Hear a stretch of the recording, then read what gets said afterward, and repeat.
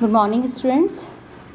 पिछले सैटरडे को last week हमने देखा था, फर्स्ट चैप्टर पूरा कंप्लीट किया, फिजिकल डिविजन्स ऑफ इंडिया। आज हम प्राकृतिक वनस्पति और मिट्टी को एक साथ कंबाइंडली स्टडी करेंगे, पर वैसे मैं पोर्शन वाइज बताऊंगी क्योंकि एग्ज़ाम में क्वेश्चन ये भी आ सकता है भारत की वनस्पति मिट्टी जलवायु के द्वारा कहाँ तक प्रभावित होती है, या जलवायु मिट्टी और वनस्पति को कैसे प्रभावित करती है, स्पष्ट करें। ऐसे टाइप क्वेश्चन आता है क्योंकि तीनों चीज़ें आपस में इंटरलिंक्ड हैं बच्चों। ठीक है, तो नेचुरल वेजिटेशन में हम वैसे तो आप सारी इंपॉर्टेंट बातें जानते हो क्योंकि इस चैप्टर में इतना ज़्यादा एड ऑन नहीं हुआ है जितना आपका 12th क्लास में था। तो वनस्पति जात यानी फ्लोरा किसे कहते हैं?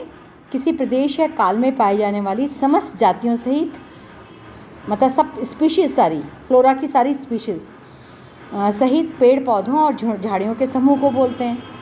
इस दृष्टिकोण से भारत का पूरा क्षेत्र उष्णकटिबंधीय वर्ग में आता है। ठीक है, किस में आता है? पैलियोट्रॉपिकल वर्ग में आता है। याद रहेगा, पैलियोट्रॉपिकल यानी उष्णकटिबंध। अब वेजिटेशन या वनस्पति का अभिप्राय क्या है? इसका अभिप्राय भी है पेड़ पौधे, घास और झाड़ियों के जाति समूह। वन का क्या अर्थ है? वन बहुत छोटा सा शब्द है। वृक्षों की प्रधानता को वन बोलते हैं, और वन शब्द में सारी व्यापकता आ जाती है, मतलब सब तरह के वृक्ष आ जाते हैं। यदि हम वन हम कहें कि वृक्षों का समूह या वृक्षों से आच्छादित क्षेत्र, वो वन हुआ, तो उसमें सब कुछ आ गया।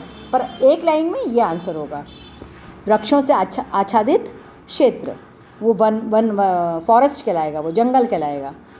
ठीक है, इस प्रकार से हमारे यहाँ तो वृक्षों का महत्व तो आदिकाल पौराणिक काल से ही है कि वृक्ष जो है वो एक पेड़ जो है 500 बेटों के बराबर आपको पुण्य का लाभ देता है, या एक पेड़ जो है 10 पीढ़ियों तक आपको फ़ायदा देता है। तो कहने का मकसद बच्चों, यदि हम आपसे पूछें कि which state is the highest dense forest percentage area, तो बच्चों ये बदलता रहता है। ठीक है, अभी जैसे पिछले 18-19 में हिमाचल प्रदेश को फॉरेस्ट्री का अवार्ड मिला। क्यों मिला? क्योंकि उन्होंने 30%, मोर देन 30% अपना फॉरेस्ट्री एरिया को इंक्रीज़ किया।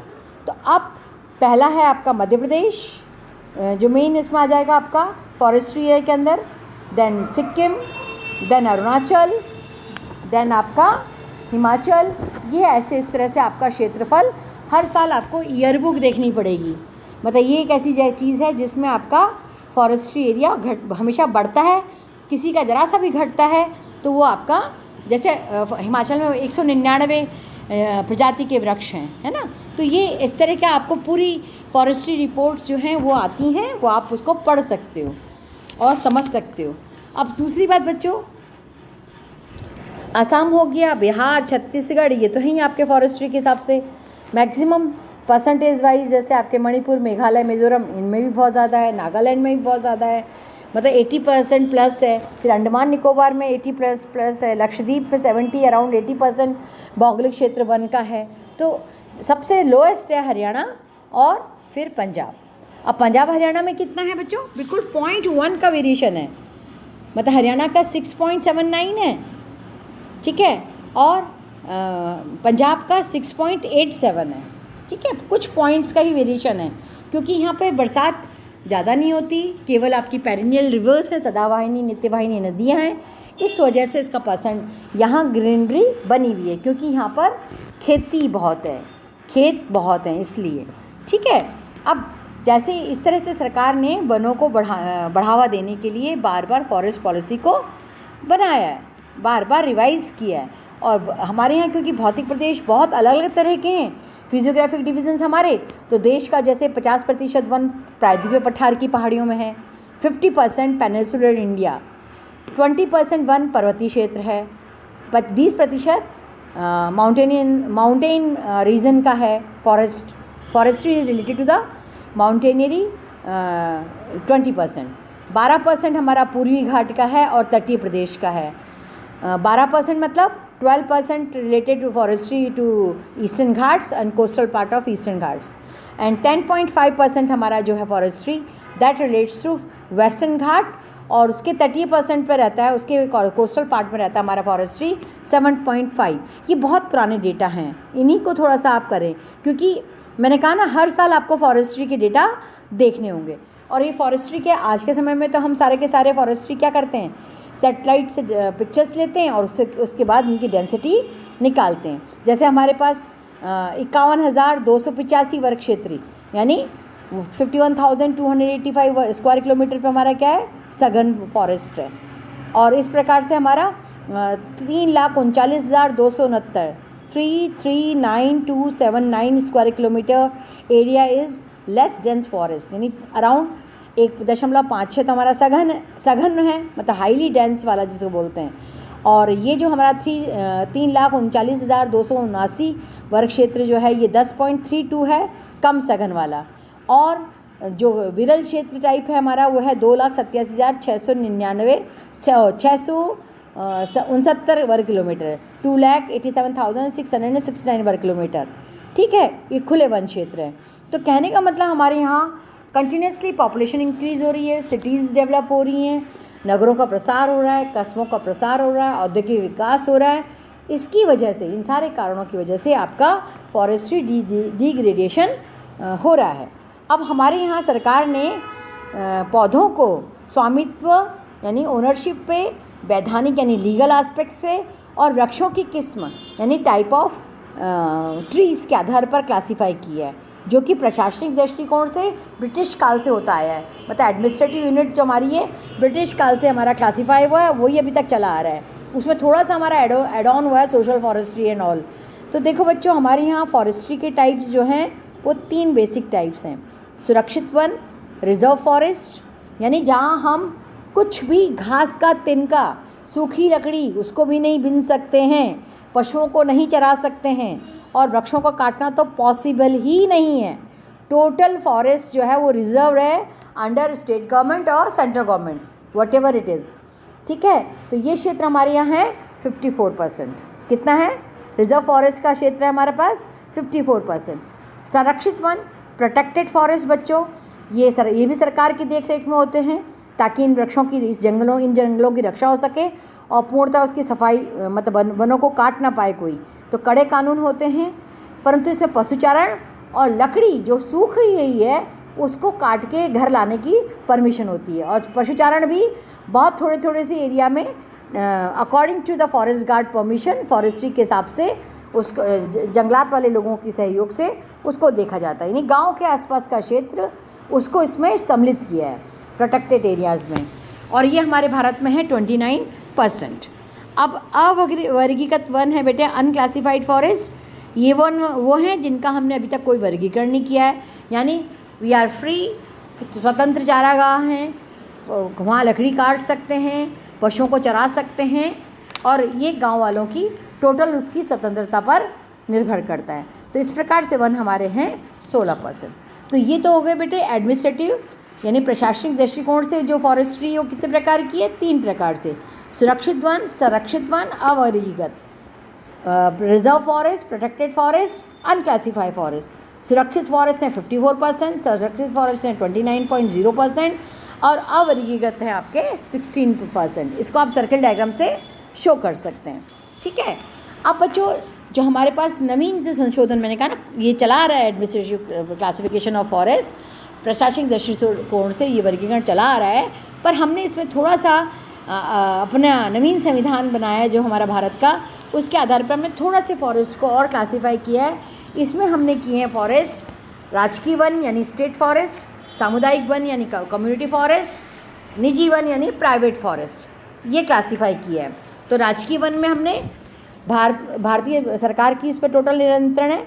भारत सरकार की 96% भूमि लैंड पर उपयोगिता के आधार पर इसको क्लासीफाई किया हुआ है। जैसे मतलब बहुत जो इमारती लकड़ी, महंगी लकड़ियाँ होती हैं, टीक वगैरह, तो जैसे मध्य प्रदेश, झारखंड, छत्तीसगढ़, ये झारखंड वगैरह, असम, मेघालय, ये अरुणाचल, मणिपुर, त्रिपुरा, सब जगह, हिमाचल है ना, उत्तरांचल, हिमाचल, कश्मीर, ये हमारे रिजर्व फॉरेस्ट हैं इक्वालिटी, और हर स्टेट में है। सेंट्रल गवर्नमेंट के फॉरेस्ट हर स्टेट में। और एक बात और बता दूं आपको, भारत सरकार का फॉरेस्ट्री रिसर्च सेंटर कहाँ है? देहरादून में, और हिमाचल में उसका मेजर पार्ट है, सब यूनिट है उसकी, इंस्टीट्यूट की, केंद्र की।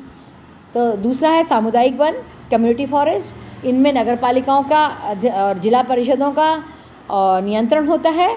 इसमें कुल वन केवल हमारे 3% हैं, 37 लाख हेक्टेयर भूमि पर ये हैं, और इस दृष्टि से इनका महत्व तो बहुत कम हो गया है, क्योंकि इंसान उसको निजी फॉरेस्ट भी हमारे यहाँ है, व्यक्तिगत लोगों का अधिकार है। यदि आप कुर्ग क्षेत्र में चले आओ, साउथ में चले आए, वेस्टर्न घाट में बहुत लोगों के फॉरेस्ट हैं, और रेंच ऑफ फॉरेस्ट हैं, मतलब कई 100 हेक्टेयर ज़मीन, मतलब 500 बीघा ज़मीन आदमी को ओनरशिप राइट के अंदर है। यानी एक आदमी जिसके पास 500, एक आदमी के नाम पर 500 बीघा तक ज़मीन हो सकती है, जिसमें खेत, मतलब जो प्लॉइंग फील्ड्स होते हैं वो यहाँ कृषि करता बंदा, और बैरन लैंड और खुली भूमि, परती भूमि और जंगल, ये सब उसमें शामिल। इसके ज़्यादा ये लिमिट्स हैं ये आफ्टर इंडिपेंडेंस की बच्चों। तो निजी फॉरेस्ट हमारे पास में केवल 1.3% हैं, जो 9 लाख हेक्टेयर के अंदर हैं, और इसमें अधिकतर भूमि बंजर है, और इसका लकड़ी का उपयोग कर सकते हैं। अब इन वनों को भी 3 वर्गों में बांटा है, सघन वन, खुले वन और मैंग्रोव वन। सघन वन डेंस फॉरेस्ट, खुले वन मतलब अनक्लासिफाइड फॉरेस्ट को हम खुले वन कह सकते हैं, और मैंग्रोव मतलब जो सुंदर वृक्ष है आपका, ठीक है। तो इस प्रकार के वृक्ष हमारे पूरे भारत में फैले हुए। मैंग्रोव के अंदर बच्चों हमारे पास 0.8% क्षेत्र है, मतलब विश्व का जो हमारा गंगा या ब्रह्मपुत्र गंगा का हुगली का जो मैदान डेल्टा है उसमें है मैंग्रोव, और इसका परसेंटेज कितना है? 0.8। और जगह पे भी है, ऊपर पहाड़ों में भी है, पर ये क्योंकि हॉट एंड ह्यूमिड क्लाइमेट जहाँ जहाँ नदी के किनारे वहाँ पर इस तरह के वन हैं। खुले वन में हमारे पास 40% है, और सघन वन क्षेत्र हमारे पास 59.18 है। ये इस तरह से 3 वे हैं वनों को स्टडी करने के लिए। अब बच्चों हम ज्योग्राफी के स्टूडेंट्स हैं, और हमारे ये जो वन हैं, मैक्सिमम फॉरेस्ट आपका मध्य प्रदेश, अरुणाचल, महाराष्ट्र, हिमाचल, उड़ीसा, कर्नाटक, आंध्र, उत्तराखंड, झारखंड, जम्मू कश्मीर, जहाँ पर 80% सघन वन है। कितना? 80% डेंस फॉरेस्ट आते हैं। तो इस प्रकार से बच्चों हम ज्योग्राफी के स्टूडेंट हैं, तो हमें ये तो याद करना पड़ेगा परसेंटेज, क्योंकि इन्हीं के बेस पर हमारे भारत के अभयारण्य यानी वाइल्ड लाइफ सेंचुरीज़ और वाइल्ड लाइफ जो एरियाज़ हैं वो कैसे वर्क करते हैं, ये बहुत ही इम्पॉर्टेंट है। अब भौगोलिक क्षेत्र में हमारे पास हम क्लासिफिकेशन जो करते हैं वो हम तापमान, वर्षा और वृक्षों के साइज़, मतलब हाइट ऑफ ट्री और टाइप ऑफ ट्री, इनके बेसिस पे करते हैं। तो आज हम क्लासिफिकेशन के केवल नेम्स देखेंगे। तो हमारे पास हैं उष्णकटिबंधीय सदापर्णी वन, ट्रॉपिकल एवरग्रीन फॉरेस्ट, पर्णपाती मानसूनी वन, डेसिडियस और मानसून फॉरेस्ट, और इनके फिर टाइप्स हैं बच्चों। इसमें 4 क्षेत्र कर दिए मानसूनी क्षेत्र में, क्योंकि मानसूनी क्षेत्र हमारे पास बहुत लंबा चौड़ा है ना, इसलिए। तो पहला है दक्षिण क्षेत्रीय वन, सदर्न रीजनल फॉरेस्ट, उत्तरी क्षेत्रीय वन, नदर्न एरियल फॉरेस्ट, तीसरा है मानसून ड्राई फॉरेस्ट, और चौथा है मरुस्थलीय अर्धमरुस्थलीय वनस्पति, एरिड और सेमी एरिड। अब इसमें बच्चों जो हमारे ये 4 क्लासिफिकेशन के हमने 2 भाग किए ना, इनको शामिल करेंगे, पर्णपाती मानसूनी। तीसरा तो केवल मानसूनी आ गया, चौथा ड्राई और एरिड मानसून, तो 4 भाग टोटल हो गए। और सेकंड जो हमने क्लासिफिकेशन किया उसके 2 भाग हुए हैं, ठीक है। फिर मैंग्रोव अथवा ज्वारी वन, टाइडल मैंग्रोव्स है और टाइडल फॉरेस्ट। छठा है हमारे पास शीतोष्णकटिबंधीय सदापर्णी वनस्पति। 7वां है हिमालय प्रदेश की प्रदेशीय वनस्पति, मतलब शीतोष्णकटिबंधीय में आएगा टेम्परेट एवरग्रीन फॉरेस्ट। 7th में है हमारा हिमालयन वेजिटेशन, और हिमालयन वेजिटेशन में बेटा 2 क्लासिफिकेशन आएंगे, पूर्वी हिमालयन क्षेत्र और पश्चिमी हिमालयन क्षेत्र। आज के लिए इतना ही बच्चों, थैंक यू।